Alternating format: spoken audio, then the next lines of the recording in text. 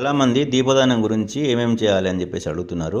మీ దగ్గర ఒక కొత్త ఇత్తడి ప్లేట్ ఉంటే సరే, లేకపోతే ఒక పేపర్ ప్లేట్ విస్తారంలోనైనా 1 కిలోంబావు బియ్యం పోయండి. ఆ బియ్యాన్ని సవరించి 2 తమలపాకులు వేసి పిండితో చేసినటువంటి దీపము, లేదా మీరు వెండి దీపం ఇద్దామనుకున్నా, ఏ దీపం ఇద్దాం అనుకున్నారో ఆ దీపపు కుందు అందులో పెట్టి ఒత్తులు వేసి నెయ్యి కానీ నువ్వుల నూనె కానీ వేసి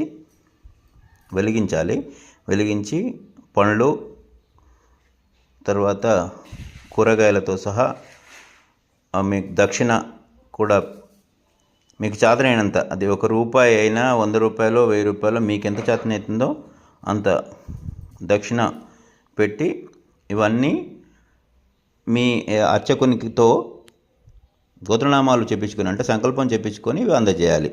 ధన్యవాదాలు.